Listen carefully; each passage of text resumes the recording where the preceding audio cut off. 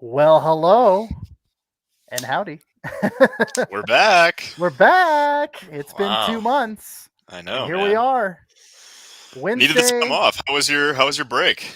Yeah, it was good, man. I went to Fargo, North Dakota, to see my mom Mm-hmm. a few weeks ago. You Love remember that. that? And then Yeah. I went to Spokane, Washington, to go take in the first ever Seattle Kraken preseason game against the Vancouver Canucks. Historic. Got to see some old faces there. Spencer Martin. That's I'm right. starting from the bottom and going to the top. Spencer Martin, Sheldon Dries, not Alex Burrows. Sorry, Kyle Burrows. Guys on Yep. Vancouver that have Colorado ties or you know played for Colorado at one point in time, and of course Jonas Donskoy and Groobs. Got to see Groovy. those two as well.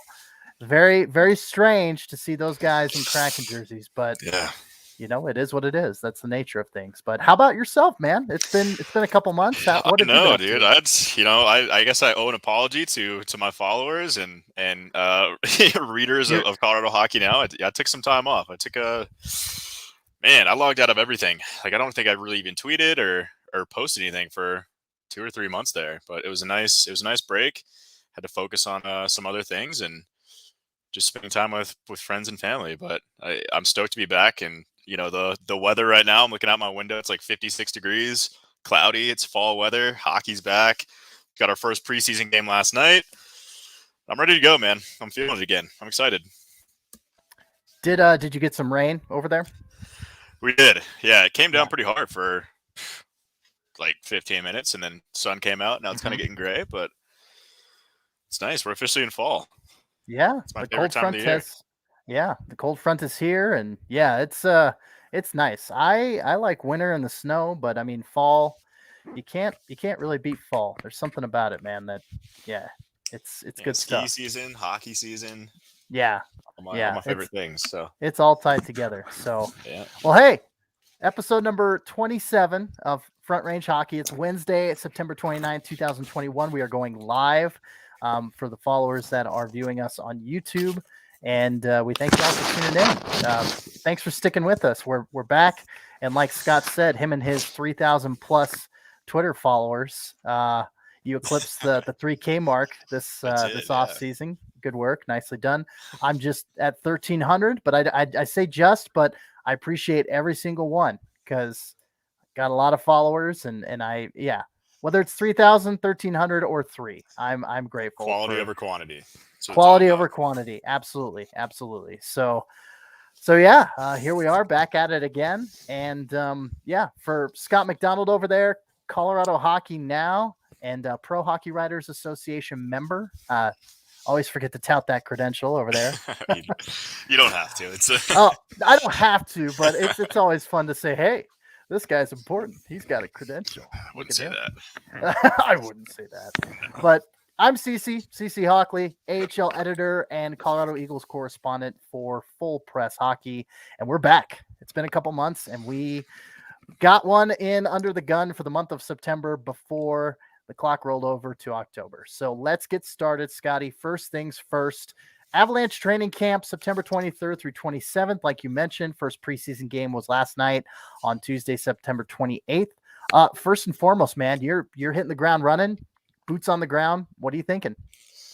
Yeah, so I mean, honestly, just because the way the schedule worked out in my other job, I didn't get to get that much viewing in. But from what I've heard, from the videos I've seen, from people that sent them to me, and again, just the people I know that went, media people, like yeah, the team looks good. Like day one of camp, I heard great things. I wasn't there for that one, but yeah, everyone hit the ground running, and there was some comments made by some of the newcomers after that first practice. They're like, "Wow, these guys are intense." Like I think I want to say it was like Jack Johnson or somebody like just like giggled to themselves, and they're like, it's the first practice of the year, and like I'm not used to this. Like these guys are intense. Like you would think it's mid-season form, and it's exciting to hear. Like I think these guys have a chip on their shoulder, obviously, for what happened.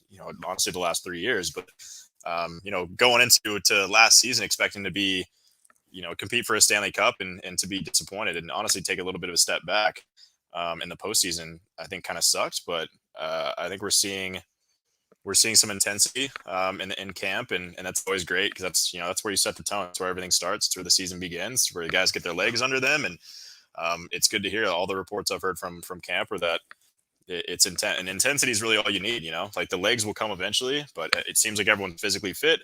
But just as far as the intensity levels in the first week of the season, I think that's great. And then preseason game, last night, Vegas essentially iced it, like their NHL roster, a good chunk of it, and then the Avs were playing their AHL roster with a couple of veteran guys mixed in there, and almost came out on top. They played really well, and that's always good to see too. So I think they got what it takes. I think the Avs, last time I checked, maybe last week, or I think they're tied with Vegas for the Stanley Cup favorites. I don't want to talk about that too much. So I don't think the Avalanche really want to talk about. I don't think anyone in the locker room wants to talk about being the favorites. No. I think they'd rather be the underdog, and I think those are the ones that generally do a little bit better, and it's less pressure. And I'm excited to see what this, what stories are going to unfold throughout the season. I'm excited to see what happens. A lot of guys in contract years, namely Coach Bednar in a contract year. I'm expecting, a lot of intensity from him, and he's fighting to get extended. And, I think in order for him to do that, it's, conference finals or bust, or, I'm sure he's saying Stanley Cup or bust, but he's got to at least take that next step. He hasn't made it past, the second round in his tenure. So I think to make it to a conference final would be a big win. But obviously I think, that 34.5-pound silver chalice is what they're really going for. Nicely put. 34.5-pound silver chalice. Not just saying the Stanley Cup, but the chalice. I like it. Chalice. Yeah. You're getting that's the $10. That's a $10 word right there for sure. Hey, I would be remiss if I didn't bring this up. Derp Zuki, the boys are back. Hockey stick net emojis. Good to see you again, Derp. Yeah, it's good to see Derp again. When he's like, they're back. He just tweeted out, he's like, oh, they're back. I'm like, yes, we are. So excited. So excited to get back on the horse here. But and also dancing into your eardrums. I like that GIF that you dropped in Twitter. It's probably my favorite GIF of all time. I love it. Yeah, well, it wasn't even a GIF. It was a video clip. It was a it was a full 15-second video clip. Yeah, it wasn't even. Yeah. Mine was a GIF of these cowboys coming up on the ridge, and that was solid. That was like Vine material back in the day. That was good stuff. Yeah. But yeah, so real quick before we get into kind of the off season, catching up over the past 2 months and signings and everything like that, let's talk Shane Bowers. Apparently he's made quite a big impression, and kind of making his mark in training camp and in the I was about to say the postseason, the preseason. We're not quite there yet. Not yet. Yeah. Hold your horses. Nay, hold your horses. Shane Bowers. What have you witnessed? What have you seen? What have you been given by the video clip folks? Yeah, that's one of those guys that everyone's saying took a big step forward. And Jared Bednar's media availability day one of camp, I guess before camp even opened, he said he went to Arizona for that rookie tournament, and the guy he noticed the most was Shane Bowers, who took a huge step as far as confidence goes, and size wise and speed, and that's I think that's super important for him. I think he kind of stagnated maybe a little bit last year, so it's good to hear that he's playing with that intensity, and then all throughout camp, that's what I heard as well. That he was playing, very, very well. Looked like he could possibly push for a roster spot, and obviously watching him in his preseason debut, the Avalanche preseason debut yesterday, he's definitely a guy that stuck out to me as well. Again, just he looks more confident with the puck. He's holding on to it for a little bit longer, which is something we haven't really seen, with the Eagles over the last couple of years. But it's good to see, and I think he's a guy that could really push for a starting spot. So we'll see how that goes. But yeah, all indications say that he's improved quite a bit, and excited to see how that turns out. Yeah, and before we continue on talking about PTOs and guys trying to make a mark and everything like that, I did want to say Peter McNabb officially diagnosed. Well, at least it was announced in the media today that he was diagnosed with cancer, and we are all, of course, I'm just the outpouring of support for McNabb. We're all rooting for him. I mean, it's an obvious thing. He's been with this organization since the beginning, or he's been calling the games for the organization since the beginning, and we're just all wishing for him to kick cancer's ass. So Absolutely. yeah, Heading to the Harko's Hall of Fame soon. And, for sure. Yeah, that's right. he's got to be one of the nicest guys, if not the nicest guy in the press box every single year. Even since, back when I was interning with the Avalanche back in 2017, like always took the time out. I'm a lowly intern, in college, and he took the time out to always say hi. And, he got to the rink hours ahead of schedule. And, he's always been great. And that's continued through, my, I guess as a credentialed member in the media in the press box. Again, always says hi and knows who I am and shakes hands with everybody. And of course, we're just wishing him the best. And the fact that he came out in a statement today to announce that, and then said he's like, yeah, I'm still gonna cover these games. Like I might miss a couple here and there, while I'm getting treatment, which is obviously understandable. But he's coming through and he's gonna still cover this team, and that just shows the commitment, his love for the game, and his Hall of Fame status as well. And yeah, again, we're wishing him nothing but the best and thinking about him always. And he's going to kick cancer's ass. He's a tough guy, and I'm pretty confident in that. Yeah, I mean, and he's gonna Alex Trebek it as Alex Trebek so famously. I was about to say infamously, but he's not like Alex Trebek with a mustache.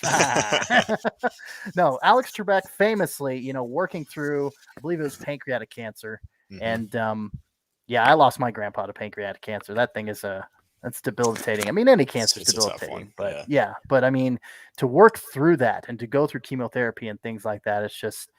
Yeah, especially when you're advanced in age, as Peter McNabb is. I mean, he's a tough dude, and we're rooting for him, and we're going to be thankful for every game and every moment that he continues to work and continues to, call the games for the Avalanche. So, but yeah, like I said, I'd be remiss if I didn't bring that up. But let's get back to talking hockey, because I'm really happy that it's, the end of September, beginning of October, and we're finally having. We made it. Preseason games. We made it. We're having preseason games to talk about here. So, yeah, I mean, we mentioned Shane Bowers, but I mean, Bowen Byram had a goal and an assist. Jack Johnson, I know that kind of surprised a lot of people when the Avs signed him to a PTO. He had a goal and an assist. Justin Barron and Cal Burke, Jason Megna, Liquid Hot Megna had an assist. Those three guys had assists. Val Nichushkin. Oscar Olausen had an assist.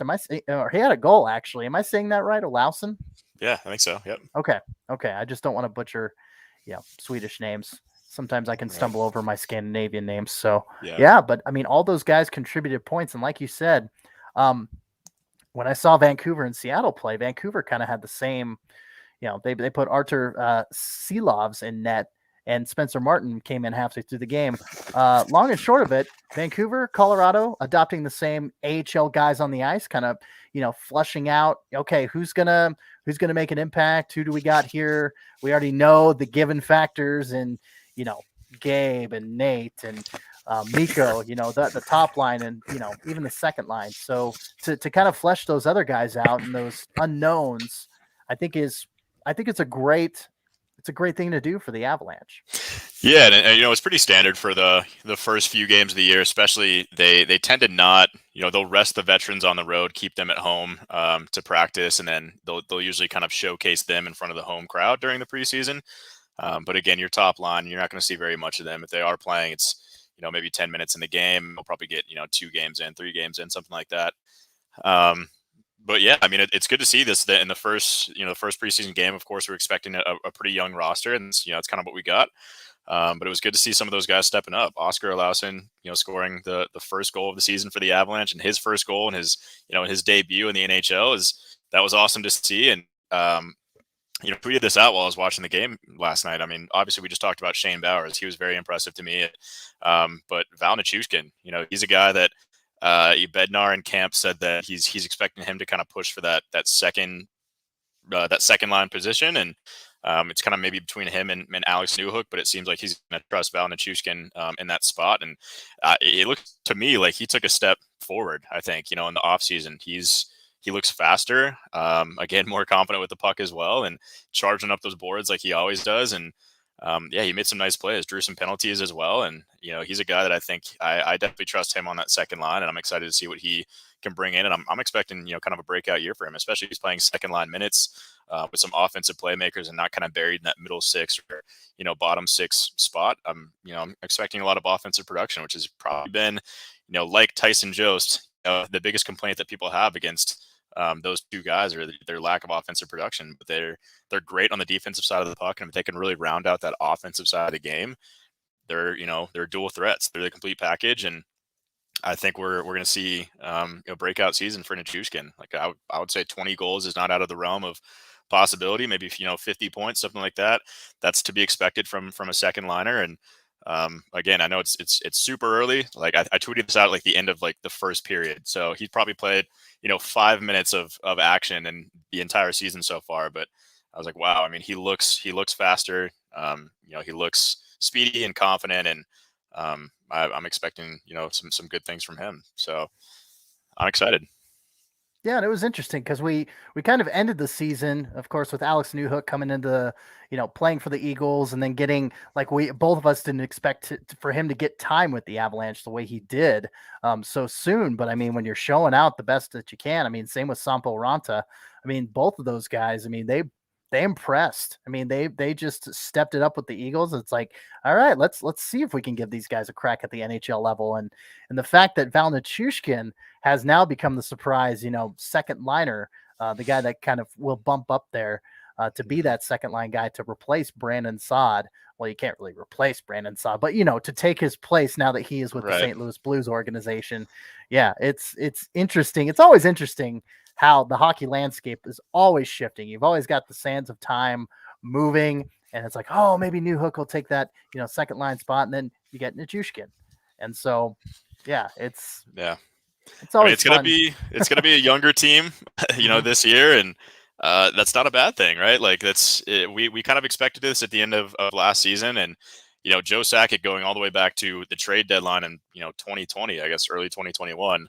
While they're still making that push and brought in a couple of veteran guys, and like, this is as good as it's going to get. This is the deepest team we've had, and kind of indicated that like we're going to be a lot younger next year. Like we have all these contracts, in the offseason to sign like big guys like Cale Makar and the captain Gabe Landeskog, and obviously they lost out on Grubauer because he wanted more money, but to sign to have to sign a Norris Trophy contender, a Vezina Trophy finalist, and your captain in one offseason is just not fair. They're the best at their position. They're top 5, I would say, across the board at their respective positions. And we all knew it was going to be expensive. So like you have to get young. You have to let some of those young guys play.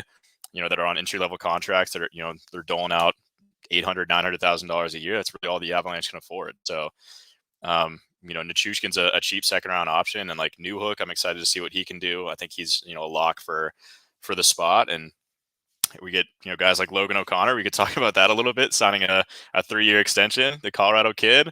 So he's here for 4 more years, and I'm excited to see him on the fourth line as Matt Calvert replacement. And Artem Anisimov is another guy that they brought in on a PTO, and he played on the fourth line with O'Connor and Darren Helm. I was like, I kind of like this. I could see this happening, and I think Maltsev is expected to be on that fourth line, but Anisimov, that veteran presence. He's played almost 1,000 games, something like that, or 700 something.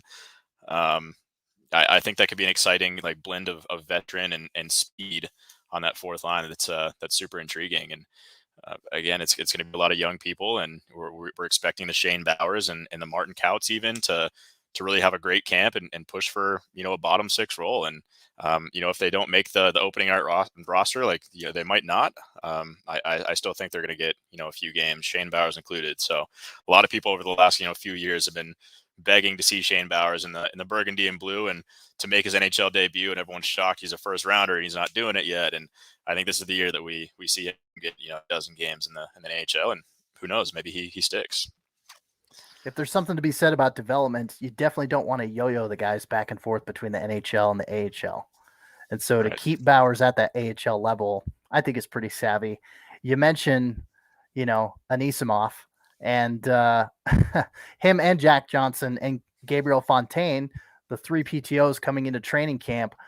Fontaine signed that PTO on September 22nd, signed a 1-year AHL deal with the Eagles on September 25th. A longtime New York Rangers prospect, played 4 seasons over there in Hartford. Pretty good depth center for the Eagles coming into, good third line, but bottom six forward for the Eagles going into next season, in my opinion. But yeah, Jack Johnson, a lot of people are like, oh, he's he's probably not a good addition, but I mean, he definitely raised his stock after that preseason game, like I mentioned. Definitely. And I mean, it's good just, to bring that guy in just for, veteran presence, even if it's only for a little bit, only for, the first month of the year. And, they cut him after camp ends and the season begins.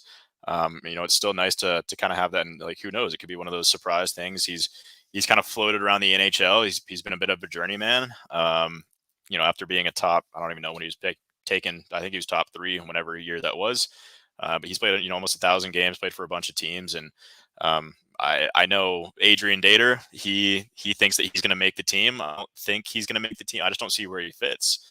But, after that first preseason game, scoring a goal and an assist and playing very well, breaking up some nice plays. And, he looked like a veteran of almost 1,000 NHL games. So it makes sense that he's doing all that stuff. And I wouldn't mind bringing him in, especially to coach some of those young guys like the Bo Byrams and the Justin Barons and, all those guys. So, interesting additions, but I like it. It's a low risk, high reward kind of thing. And who knows, sign him to a cheap contract as a depth option on the bottom 6. And, knock on wood, we all know the Avalanche injury history. So it's better to kind of keep these guys, in the docket in case you need it. And hopefully, obviously you don't need it, but it's nice to have those options.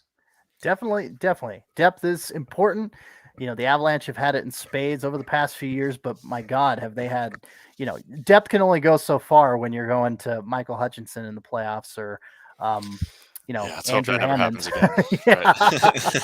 Sorry, hearkening back to the Hamburglar, but Alovimo chiming in, yo-yoing doesn't work, says the still sad Kristers Gudlevsky's fan. And that was a Alovimo, covering the Tampa Bay Lightning organization and that goaltender that is no longer in that organization. But yeah, yo-yoed between Syracuse and Tampa Bay quite a bit. And so, yeah, especially for goalies, I can imagine how rough that would be to be, okay, we're going to put you in the AHL for a little while. Now we're going to bump you back down to the AHL. Yeah. Okay, now back to the NHL. It's like, no, gosh, and I think that's something the Eagles and the Avalanche do really, really well too. Mm-hmm. Like it frustrates fans quite a bit, especially with, the Martin Kauts and the Shane Bowers and all these former first round picks. They're like, they're going on 22, 23, whatever they are. Like they should be in the NHL by now. Like give them a shot, at least give them a call up. It's like, they're not ready. And like, they're honest with these guys. I know the coaching staff, Greg Cronin's staff very well down in the Eagles organization. And we've had some, serious conversations about that. And, I know to a certain degree what the Avalanche think about some of these guys too. And, it's just like, they're not ready. We're not going to like force them into anything. We have the greatest part of that is they have time to do that. Like they're such a deep organization as far as prospects go, and they can afford to take the time to really train these guys up and not rush them. And yes, maybe that's frustrating for the players and obviously frustrating for the fans as well, because they want to see these guys, perform. But look, this is what you get. Shane Bowers he was the best player in the rookie tournament. He had a great, opening preseason game, had a great training camp by all accounts. So this is what you get for waiting, honestly, it pushes those guys too. Like they want to make the team every year. Like, okay, I'm going in my third camp and I still haven't played an NHL game. Like I got to go wow these guys. And that's the mentality they come with. And yeah, this is what you get. That's the product that you get. So I have full faith that we'll see some Shane Bowers this year. I don't know if he's going to, stick with the team. Same with Martin Kaut. I actually asked Jared Bednar during his opening availability before camp opened. I was like, do you see this as a make or break year for a guy like Martin Kaut, who's kind of coming down to, the end of his entry level contract, and he's bounced up and down, a couple times and really hasn't like stuck. And he's like, I mean, I wouldn't necessarily say it's a make or break season yet for him, but he's like, we're expecting a good camp. And like, this is a very, very important camp for him. And, he's one of those guys like Shane Bowers might, be kind of leapfrogging ahead of Martin Kaut, even though Kaut's older and has played some NHL games. But, it's one of those things. And we'll see what happens. So I'm excited. Like that's something I'll be following. Like obviously Alex Newhook, as far as the young forwards go, the top 3 young forwards in the organization, we could throw, Ranta in there as well. I think Newhook's, already in it. But I'm excited to see how it unfolds for guys like Martin Kaut and Shane Bowers, and I think they're 100%. They're going to get some games this year, and we'll see how those go. Yeah, and analytically, like we looked at we're starting to look at the Pacific Division over at the Calder Farmstead podcast with me and Sean O'Brien. And analytically, the Eagles are projected to have a top 3 finish. So you talk about that depth, even though those guys, there's going to be a log jam. There's going to be, like you said, young guys stepping up. There's going to be unexpected people stepping up. And so even if you have to send some of those guys to the Eagles, it's like, hell, you've got some great first line, second line, skaters that are going to just add to that, third, top 3 projection there in the Pacific Division this season. So yeah, the Eagles, speaking of which, you mentioned Greg Cronin. He signed a new 3-year deal with him and his coaching staff signing a new 3-year deal there with the Eagles organization, and kind of a surprise, but I mean, it's happened a few times already throughout the National Hockey League. And now at the AHL level, Brett Clark, no longer on the Eagles coaching staff. And it's kind of an interesting situation there. Yeah, interesting situation. So they called on longtime 8 seasons, I believe, Tim Branham from the Utah Grizzlies, longtime head coach, coming in, stepping in for the assistant job there in Colorado. So it's like, all right, well, yeah, that's again more synergy, more chemistry there in the organization, just down at the AHL, ECHL level. Right. And again, it's something that's so great. Like what we just touched on there, like that's so great about the Colorado organization is that, it's almost like a family kind of thing. And I mean, that's what the development pipeline is for. Like, whether it's coaches or players, they're all kind of meant to start, at the bottom and like, let's get them trained up on how we want to play, how we want our players, how we want to coach our players, what kind of system we want them to play, give it a few seasons till they're professionals at it. They know it, they're experts, and then, promote them when need be. And I went down to Utah a few years and talked to Tim Branham, and yeah, that's exactly what he told me. He's like, I have nothing but respect, for this organization. And like, they send me so many resources, and like, there's weekly calls we have, and there's just so much transparency, and it's exciting to see him finally get that promotion. I think he's a great coach. He's done great things with the Grizzlies, and, excited to see what he can do there. And again, it's just the developmental pipeline and organizational pipeline, whatever you want to call it. It's working. And, we're seeing that it takes a few years to pay off. It's nothing, exciting, but when, give it a few years, just like some of these prospects, like the Shane Bowers and the Martin Kaut, it's like, you can't rush this stuff. And then, you reap the benefits once you give it some time and let it mature. And now, the Avalanche are perennial Stanley Cup favorites, it seems. And that's a result of that, same pipeline and good drafting, good systems. And yeah, I mean, it's working. That's all I could say. Now it's just time for them to get beyond the second round, as we've said ad nauseum. Right. But hey, down in Utah, we're going to go Wasatch Range hockey for a second here. But Ryan Kinasewicz. Yeah, there we go. Just got to say it fast. Ryan Kinasewicz taking over as head coach. He was an assistant there in Utah behind Branham. But name that Eagles fans will be familiar with, and Grizzlies fans, of course, Tegan Zahn. Stepping into the assistant coaching role. So again, keeping it in the family. Keep it in the family, yeah. And and keeping the guys. I mean, gosh, with Branham less than a month away from training camp, it's like you can't really, in my opinion, do like a thorough coaching search. And so to take the guys in your organization and to bring in Zahn as an assistant, I think, in my opinion, that's the best move that a hockey organization can do. If there was a little more time, I would say, yeah, maybe go hunt for a head coach and not put, Kinasewicz in this position. But yeah, that's my opinion on the things. Yeah. But again, yeah. I mean, I trust in them. They trust in their guys, and right. Yeah. Giving someone an opportunity, I think that's pretty cool. And, to do it at the ECHL level is, smart. It's a good place to start. And right. Obviously I really appreciate they're getting Tegan in there too. I think that's really cool. Right. He's probably expressed interest in the past, just like Matt Calvert. He's taken over for, or he's the development coach for, now I'm blanking on the team, but it was his old team and juniors. And, that's a guy that he's always expressed interest in possibly coaching or, being a general manager or something like that in the past. And it's cool to, he gets that opportunity, and it's cool for, Tegan Zahn, who I'm sure has expressed interest in the past and, has done great things for the organization. They respect him, and, promoted him. I think that's pretty cool. Again, like, keeping it all in the family. I think that's the way to do it. Mhm. Yeah, the more turnover you have, the more, random coaches you hire, players you bring in, it kind of just messes with the camaraderie a little bit. Yes, it's necessary sometimes to, like, especially at the NHL level, to, trade deadline, bring some guys in, but to have that, it starts with the foundation, to have that strong base, and everyone's on the same page and everyone knows the organization so well and what the expectations are.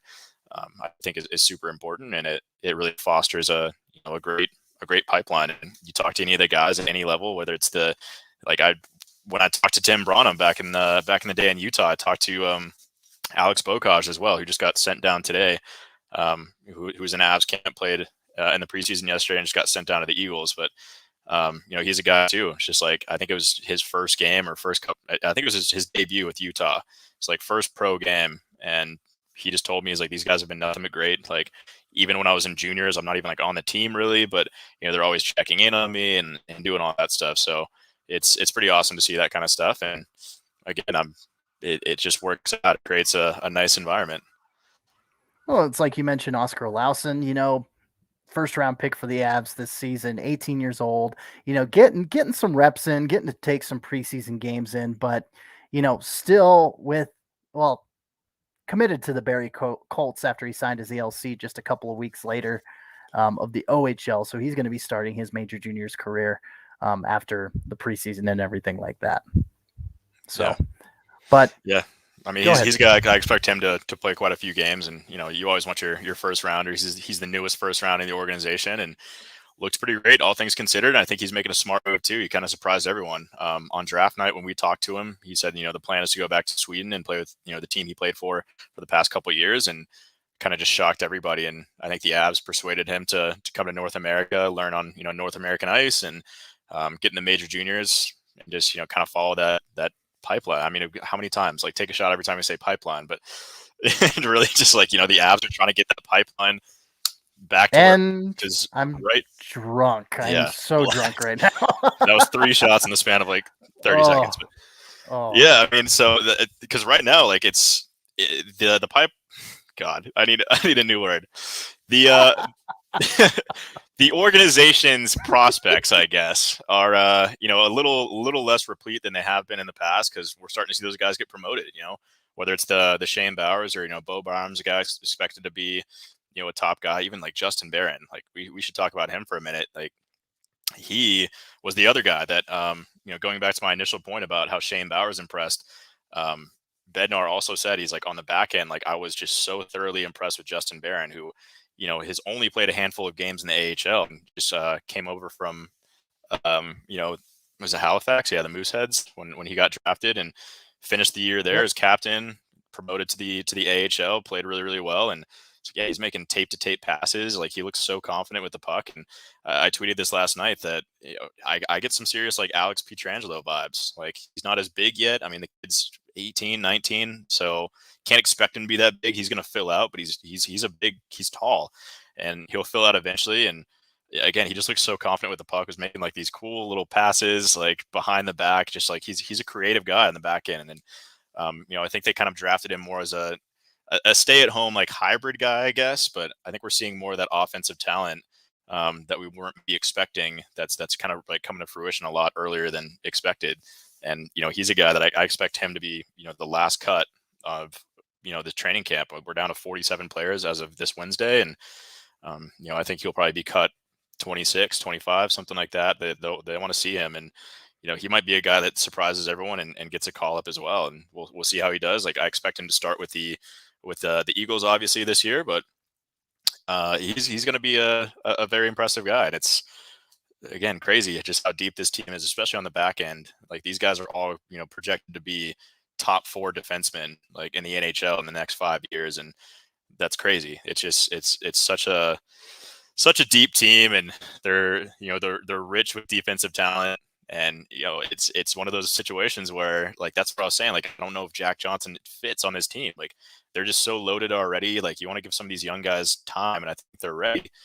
So I don't see where you bring in another defenseman, but it's a good problem to have. And I always say that all the time on every podcast. But the Avalanche are rich in talent. There's no doubt about that. Yep. Yeah, to be depth has been the name of the game for many years in this organization. So you won't hear me saying the P word though, because that'll mean I'll have to take another imaginary shot. So Yeah, we're probably at least 2 dozen shots, maybe, oh sure, yeah, that sounds about right. in the hospital. Yeah, Jeez, in the hospital, alcohol poisoning, need an IV getting the stomach for pumped. hydration. Oh, Yeah, that sounds awful. Anyway, moving on from that imagery, yeah. let's talk a little bit about the Eagles. Let's catch up on some transactions that have occurred since our last episode on August 2nd or 3rd, I think, somewhere around there. Kind of crazy. Again, it's been 2 months, but hey, a trio of signings, the most recent, aside from Gabriel Fontaine that I mentioned earlier. Um, many comings and goings actually of AHL, ECHL two-way players. So we'll just get into it. Luke Martin, defenseman, played with Greenville last season. He got signed on the 17th. Andrew Nielsen played in the ICEHL. Yeah, I said that right. Last year, and also with the Hershey Bears. Defenseman as well. Last for that September 17th trio of signings, Trey Bradley played 65 games with Utah in 2021, 10 goals, 37 assists in those 65 games. So a well-earned two-way contract for Mr. Bradley there. Eagles also adding from the Grand Rapids Griffins last season, Charles Edouard Dastos signed on August 4th, and Miles Gendron, you recognize that name, re-signing with the Eagles / Grizz with a two-way deal on August 2nd.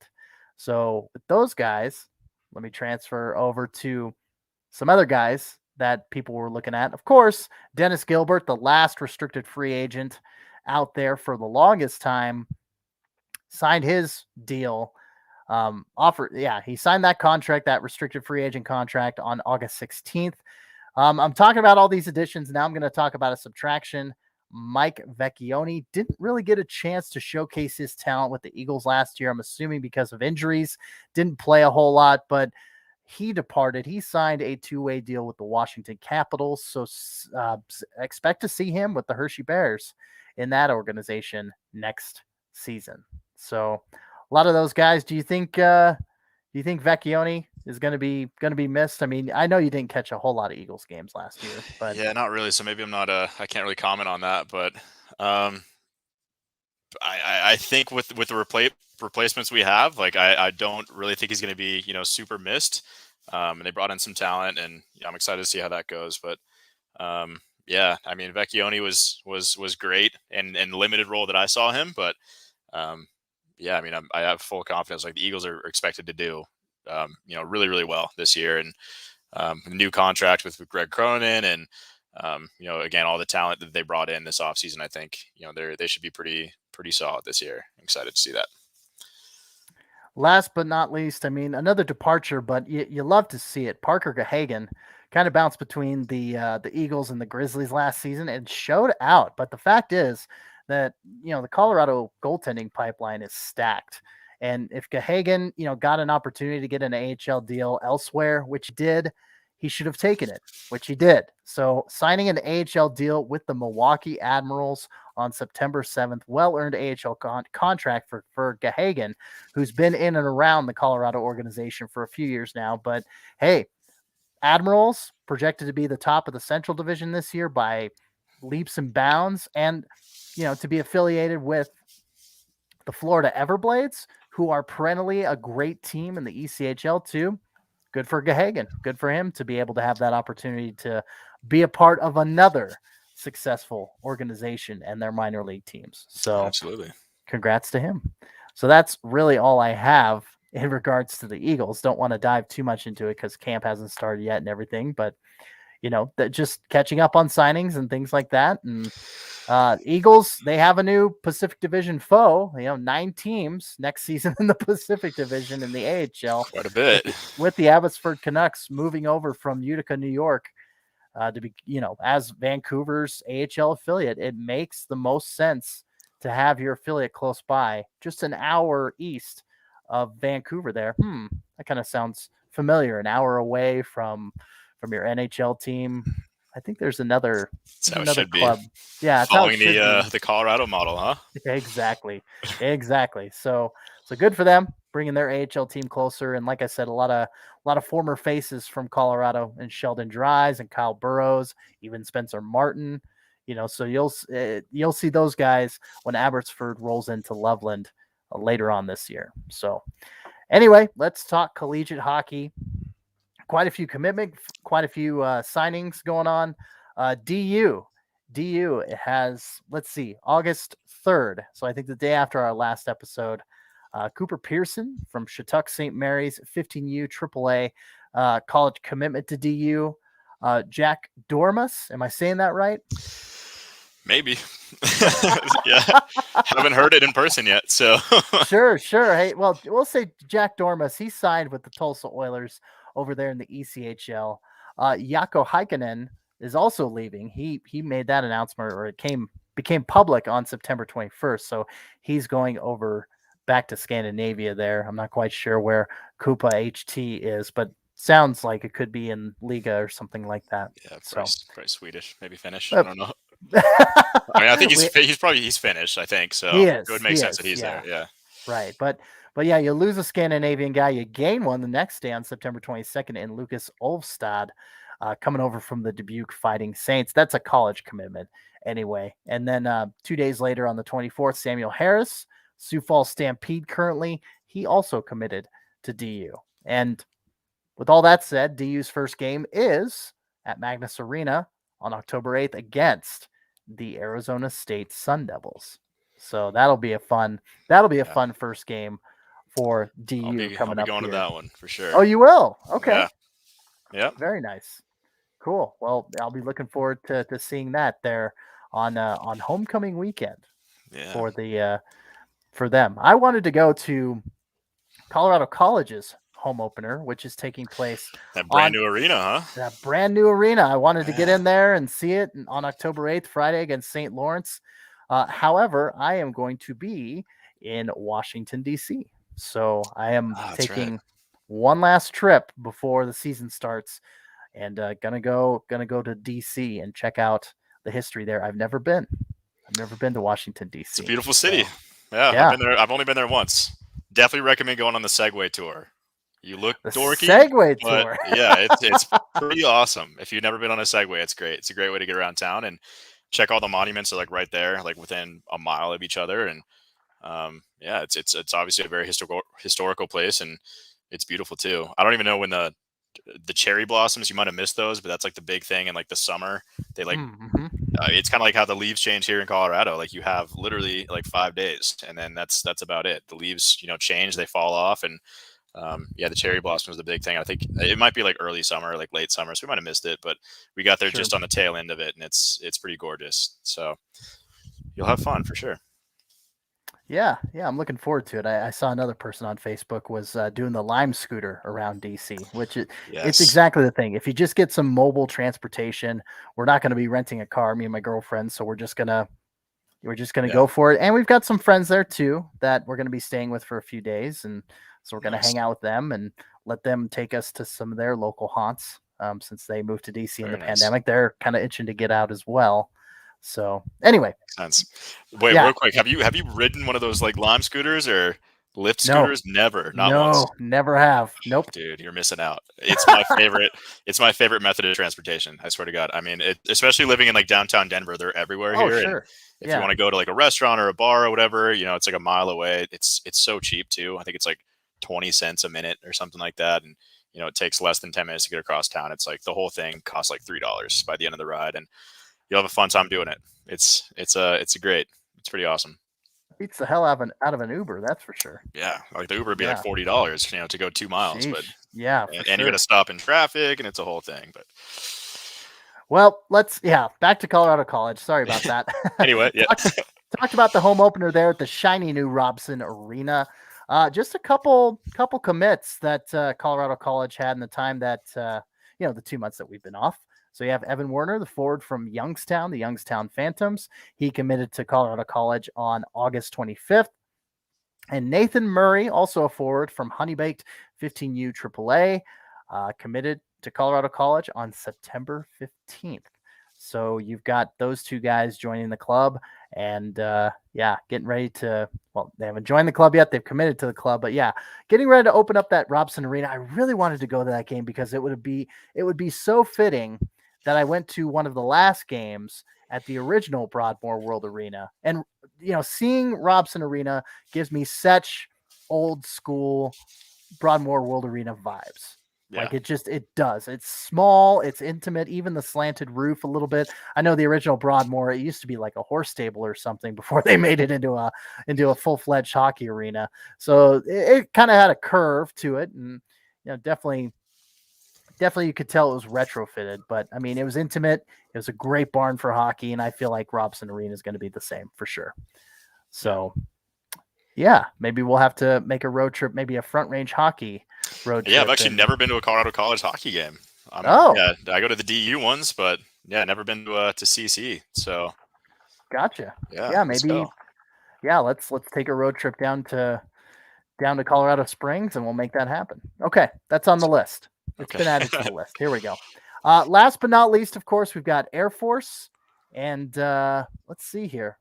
Their opening schedule. Well, they got an exhibition against Colorado College on October 2nd, which is a Saturday, but they are opening their season on the road against Michigan State on October 8th, that Friday. Tough. Wow, that is a tough opening game, especially for Air Force. Air Forces can't catch a break. Yeah, they're already mediocre.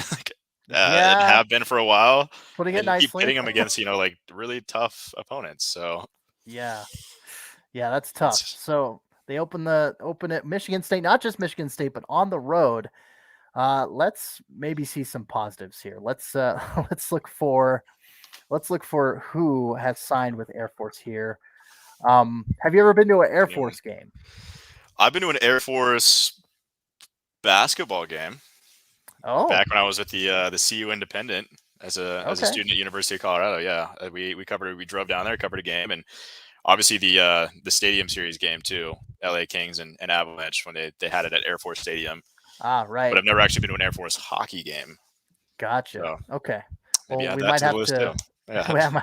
We might just have to have Colorado College against Air Force at Robson Arena and call that good. There you go. Just cover both the team and really embody the Front Range, the lower Front Range portion of Front Range hockey. You got to give the Springs some representation as well. So, but hey, the Air Force Academy, they are. Let's see here. They've actually had a few commits and one person leave. Thomas Daskus, forward heading to Miami University of Ohio on August 3rd. August 31st, Carter Corpy committing from the Wichita Falls Warriors. And then Sam Jacobs from Maple Grove High is coming. Well, he's committed on September 8th to the Air Force Falcons hockey team. And Scott, with all that said, back to you mentioned CU. Back to that. And I mentioned this to you before, but Emily Engelnatsky, famous alum from CU and video coach now for the Hershey Bears. Have you had a chance to check out that interview that Sean and I did for the Calder Farmstead? I did. Yeah. Nice. Well done. That's really, really cool. It's a cool connection you made too there. Yeah. Yeah, it was really cool because Sean grew up in the Hershey, Pennsylvania area, so he got to ask all the Hershey questions. And me being here in Colorado, it's like, well, hey, what were some of your favorite places to eat when you're on campus? And what were some of the great concert venues? She's like, of course, Red Rocks. And I'm like, well, yeah, good point. Naturally. She said the Fox Theater in Boulder? That I mentioned the Fox. I said, she's like, yeah, the Fox. She's like, but, she was a film major. So she mainly, when she would go to different sites, it was to watch movies. So I don't know how much of that is happening at the Fox Theater, but I mentioned it and she's like, almost none. There you go. So yeah, being a film major, she probably did that more than music, but I digress. So we've covered, let's see. Okay. It's been a long time, Scott. We've covered the Avs, covered the Eagles. You already know what's next. Collegiate. Last but definitely not least, I do know what's next. Playing a little coy there. Segment. Don't get me wrong. Yeah. But it's asking the feed. It's time to talk to the people. It is our favorite segment of the show. We fielded some questions for the first time in a couple months, and now we're ready. We're ready to answer these. So let's start off first and foremost. Brennan Vogt at Avs territory. Shane Bowers has been impressive throughout camp. Think he has a chance for a bottom 6 spot. I'm going to say he might be an extra forward occasionally. Healthy scratch, but yeah, he could get some time up there. That's my 2 cents, but I feel like we already kind of covered it a little bit, as we do. Which we have such a tendency to do this, and I swear we don't do it on purpose. But we yeah, don't. We don't like to bury the lead here, as they say in journalism. But yeah, I mean, I said it enough times. Shane Bowers has been very, very impressive so far. Obviously, took a big step forward. Looks more confident and faster and bigger. And that's all you can ask for. As what is he, like 20, 21, something like that? So he's still very young, and he has been impressive. But I don't know if he has a chance at a bottom 6 spot. I think eventually he will. Whether that's midway through the season, a quarter of the way through the season, I think he'll get a call up and get a few games, depending on knock on wood, if there's any injuries or anything like that. But yeah, I mean, I think he's definitely, I would say, probably call up number 1 or 2. It's probably him and Martin Kaut right now for that 13th and 14th forward. So I'm excited. Avs fans, you've been waiting long enough for Shane Bowers to make his NHL debut, and I think it's going to happen sooner than you think. Avalanche territory. Thank you, Brendan. Appreciate the question, bud. Of course, the old standby. Good follower of the program here. Teddy at TJ Tracy 92. They said, "Oh, what are your thoughts on Jack Johnson?" I'm gonna have to think of a new question now that Connor's not an Av, but I'm still here talking about Connor Timmons. Being with the Arizona Teddy, Coyotes. number 1 now. fan. Good to see you again, by the way, Teddy. Yeah, good. Yes, very happy much to have so. you back. But absolutely. Yeah, I mean, my thoughts differ a little bit on Jack Johnson. I think it changed last night just watching him play. I think it's a great veteran addition to bring in on a PTO, and he might surprise everyone. Jared Bednar said after the game that he was very impressed with him, and obviously scored a goal and an assist. As a defenseman is always pretty great.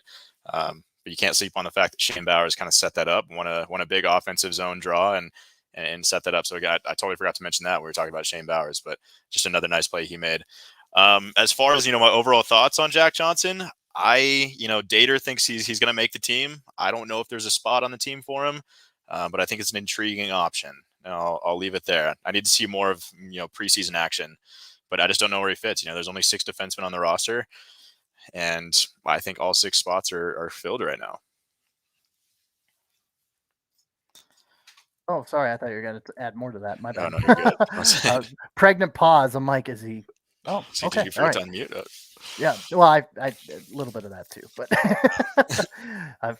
kind of waiting and then being like, oh, got to unmute because this headset's great. I like it, but you can hear me breathing, and it's kind of annoying. And yeah, I was gonna say, I can't hear it. It's been better though, for sure. That's good. Well, that's good. Yeah. I mean, I like the setup with the arm and the the condenser mic with the spit shield and everything, but yeah, I might have to figure out an easier way to do that. But hey, headset's good. Just got to keep it on mute when I'm not talking. So, so Jack Johnson, to chime in a little bit.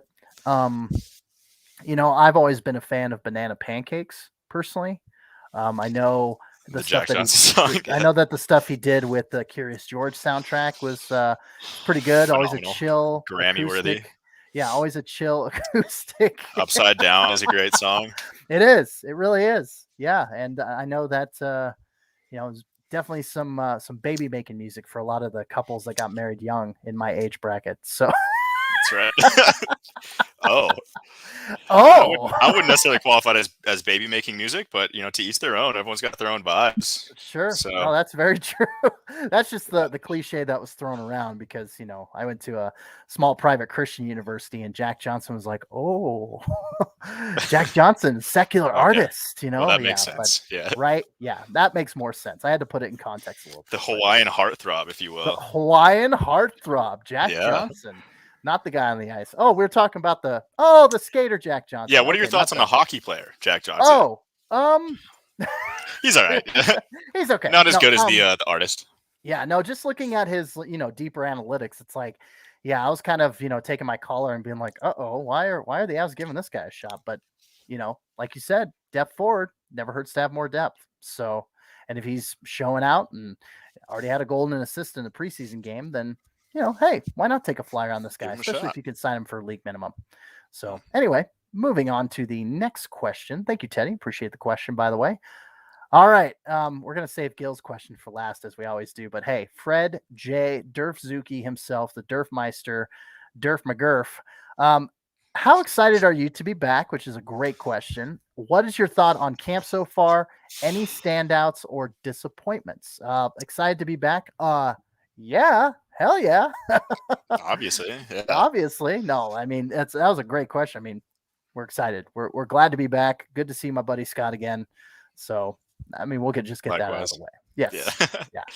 So, Yeah, I go mean, ahead, bud. I second all of that. Yeah, I think I said it at the beginning of the podcast. I mean, it's great to be back. I took a lot of time off there, and it's always kind of tough to get back into the swing of things, but just feels like we hopped right back in. This has been great. I was expecting this to be a lot, rustier than it has been, but happy to be back. And Fred, I know you're listening live, so we talked about camp a little bit, and I didn't get to see too much of camp, in person, but we talked about who was impressive and disappointments. I haven't heard of anyone being, super disappointing.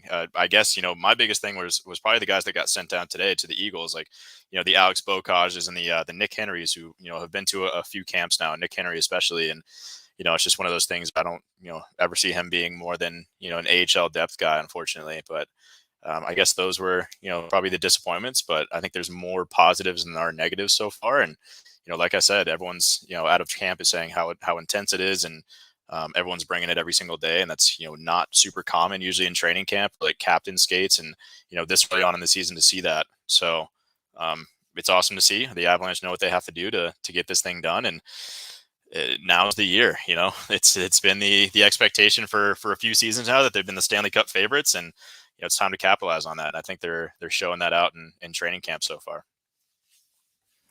Thank you for the question, Durf.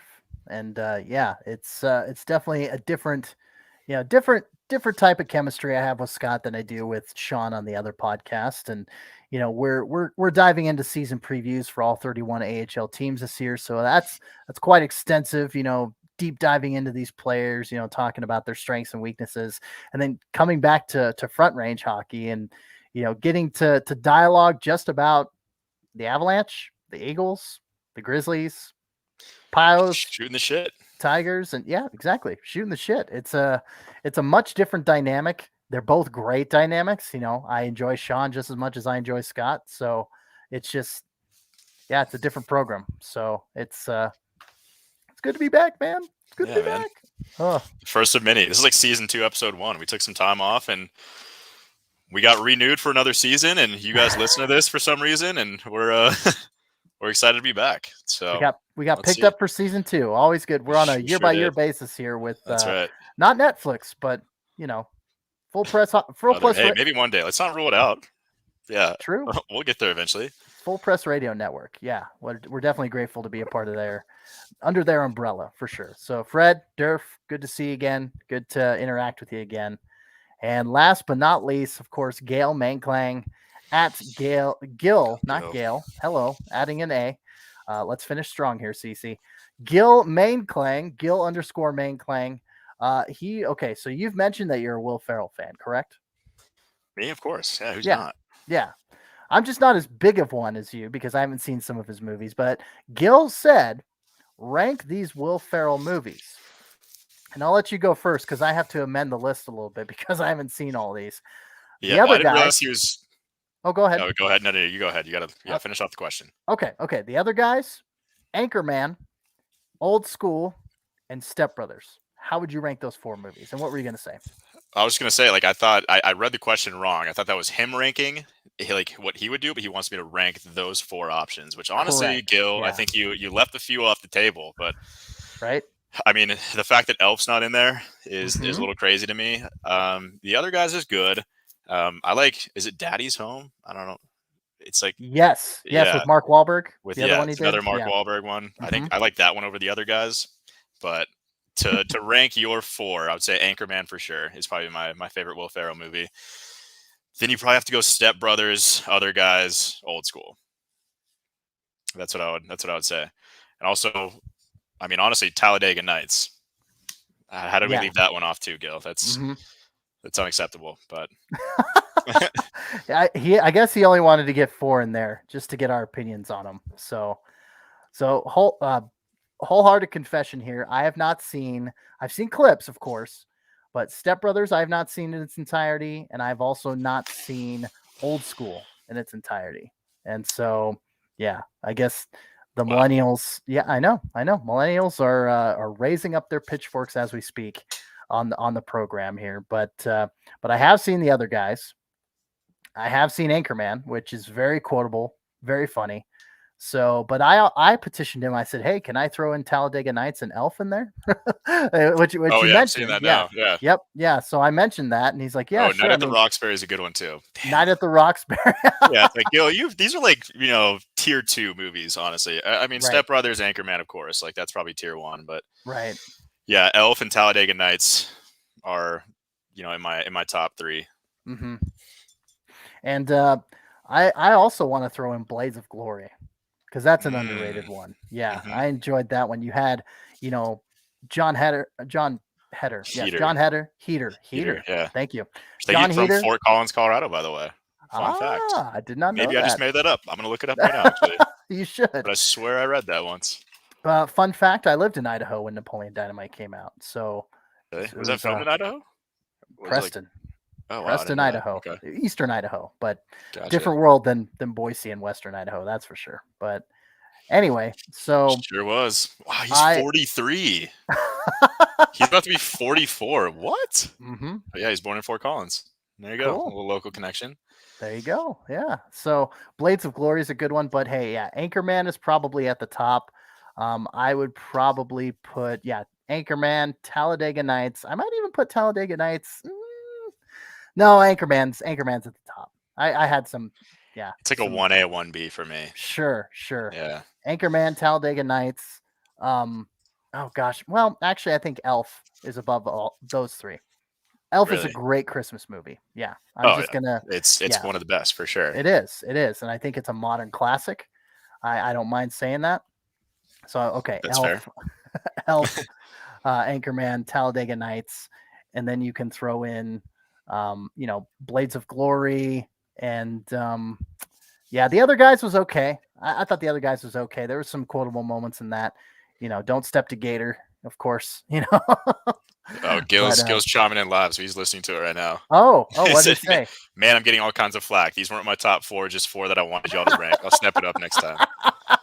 All right, Gil. Yeah, sorry, Gil. It's okay. It's okay, man. No, it's just we're not giving you flack. We're just okay. Maybe we're giving you a little flack. Maybe a little bit. Let's So, not yeah. let that discourage you from asking more questions because No, these are legitimately absolutely my not. favorite questions. One of our And highlights of the you bring the program heat every time. is looking, and I mean, in what I lacked in Will Ferrell movie knowledge, I made up for in my Arnold Schwarzenegger movie knowledge. That you did. Let's say that. Okay. Yeah. So, but yes, so thank you, Gil, always for bringing the heat, bringing the fun questions. And Scott, I think we're going to come in at a little over an hour this time. So, Classic us. yeah, this is good. We're back. We've reestablished some equilibrium now that we're not in the off season and talking, moves and Darcy Kemper coming and and Right. people freaking out. But hey, we're here. We're back.